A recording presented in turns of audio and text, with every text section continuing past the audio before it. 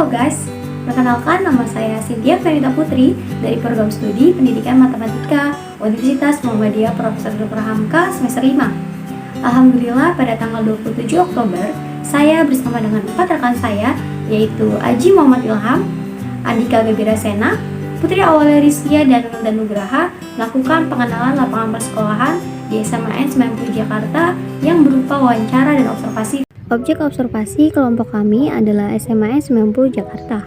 SMA 90 Jakarta terletak di Jalan Sabar, nomor 14 Petukangan Selatan, Pesanggerahan, Jakarta Selatan. SMA 90 Jakarta berdiri sejak 1986 dengan sebutan SMA Pesanggerahan, karena melihat lokasi pembangunannya terletak di Kecamatan Pesanggerahan, Jakarta Selatan. Berikut ini merupakan beberapa sarana dan prasarana yang terdapat di SMA 90 Jakarta, yaitu terdapat 27 ruang kelas, lab kimia, lab komputer, perpustakaan,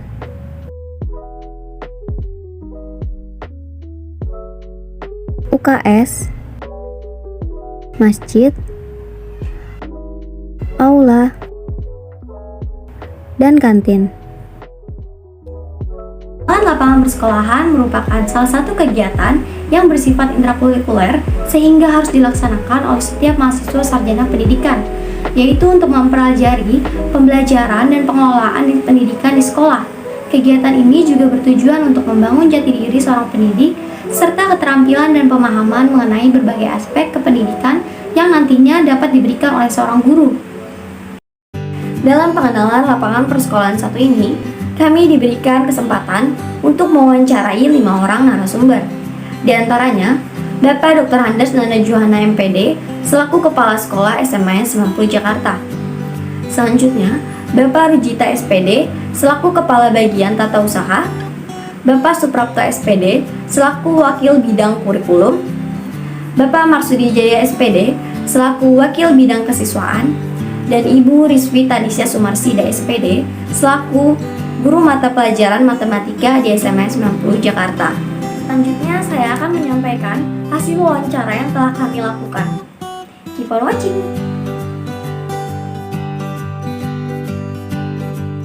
Karakteristik siswa di SMA 90 Jakarta cenderung beragam. Namun dari keseragaman tersebut, terdapat beberapa karakteristik umum yang dimiliki oleh siswa SMA 90 Jakarta. Di antaranya, bertakwa kepada Tuhan Yang Maha Esa, disiplin dalam perbuatan, jujur, bekerja keras, dan mampu bersaing. Struktur organisasi dan tata kelola di SMA 90 Jakarta.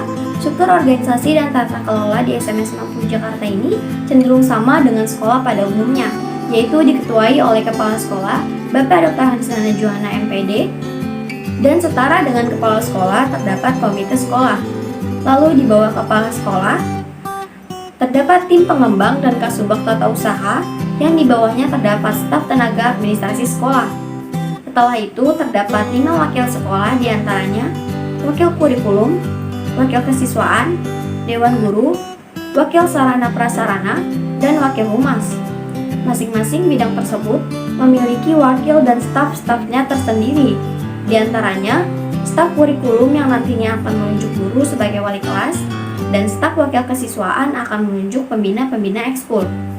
Lalu di bawah naungan Dewan Guru, terdapat MPK dan OSIS yang membantu untuk mengontrol sekolah. Di bawah MPK dan OSIS terdapat siswa sekolah. Pemberlakuan peraturan dan tata tertib di SMA 90 Jakarta ini dinilai cukup baik. Hal ini bertujuan untuk mendisiplinkan siswa dan menjadikan siswa menjadi pribadi yang lebih baik.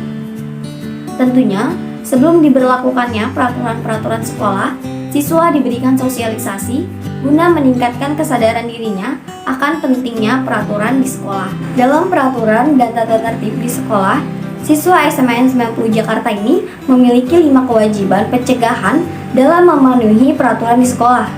Di antaranya, sikap, kehadiran, keimanan, pakaian dan tata rias, dan kelengkapan belajar. Tidak hanya itu, di SMA 90 Jakarta ini terdapat perbedaan dalam pemberian sanksi pada setiap pelanggaran yang dilakukan oleh siswa SMA 90 Jakarta.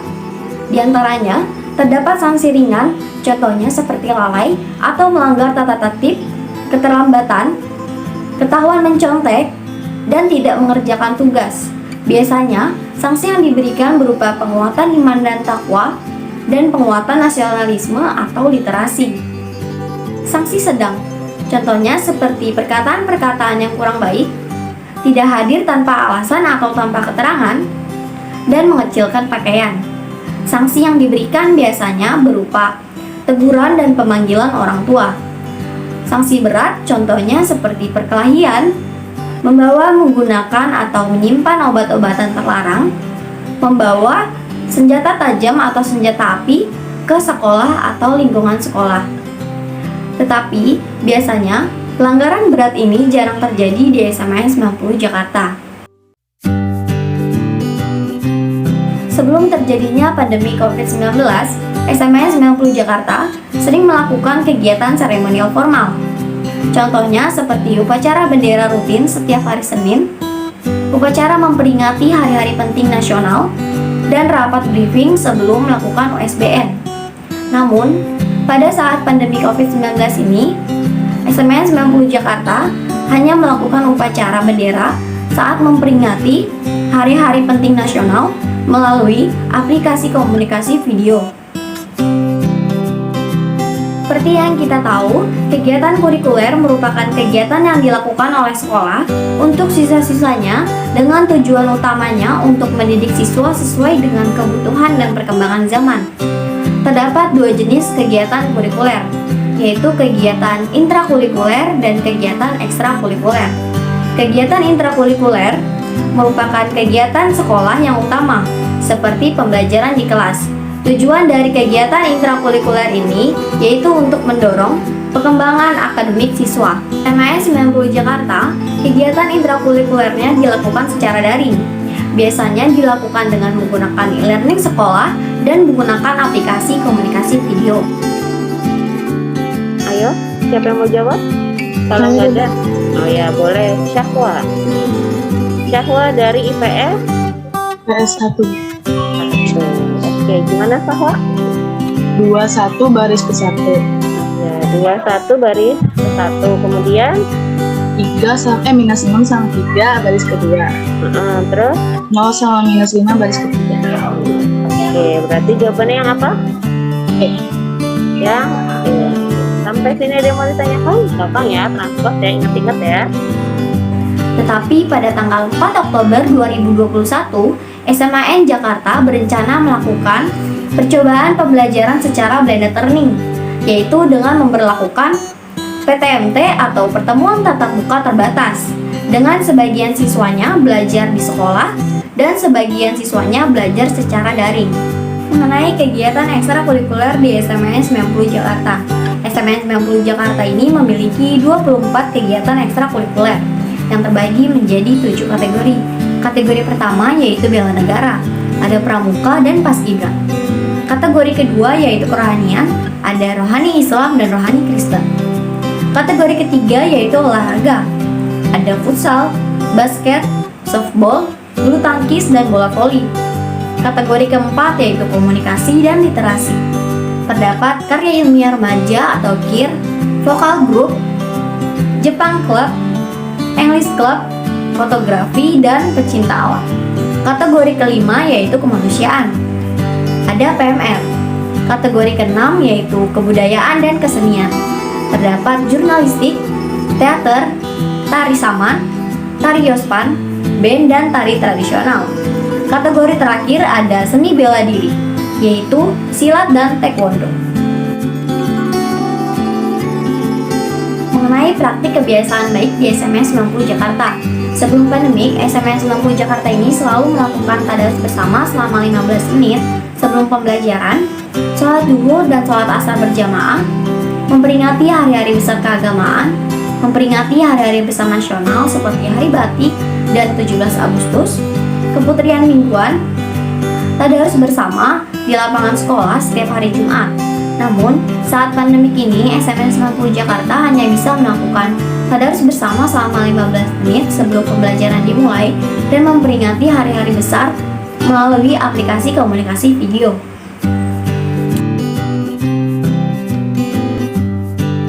Selanjutnya saya akan menyampaikan hasil wawancara yang telah kami lakukan kepada Ibu Rizky Tanisya Sumarsida SPD selaku guru matematika di SMA 90 Jakarta. Keep on watching. Menurut Ibu Rizky Tanisya Sumarsida SPD, terdapat perbedaan dalam karakteristik siswa dalam pembelajaran matematika di kelas. Hal ini biasanya terjadi akibat kurang efektifnya pembelajaran matematika yang dilakukan secara daring. Hal ini juga biasanya terjadi akibat dari perbedaan lingkungan belajar siswa di rumah, karena tidak semua siswa dapat belajar di lingkungan yang nyaman. Kegiatan untuk menambah semangat belajar matematika tentunya sangat baik dan penting untuk dilakukan. Kegiatan yang biasanya dilakukan oleh Ibu Rizky Tanisya Sumarsida SPD selaku guru matematika di SMA 90 adalah memberikan motivasi sebelum kegiatan pembelajaran dimulai. Selain untuk menambah semangat belajar, hal tersebut juga dapat dilakukan agar siswa tidak merasa jenuh sebelum atau saat pembelajaran dimulai. Menurut Ibu Rizky Tanisya Sumarsida SPD, terdapat kendala mengenai kualitas pembelajaran matematika di kelas. Kendala yang sering terjadi adalah kendala jaringan, karena tidak semua peserta didik memiliki kualitas pembelajaran yang baik. Terlebih jika pembelajaran dilakukan melalui media komunikasi video. Tidak hanya jaringan tentunya, kesadaran siswa akan pentingnya pembelajaran di kelas juga menjadi salah satu hal yang memicu kualitas belajar di kelas. Jika siswanya kurang menyadari akan pentingnya pembelajaran di kelas, maka pembelajaran pun tidak akan berlangsung secara efektif.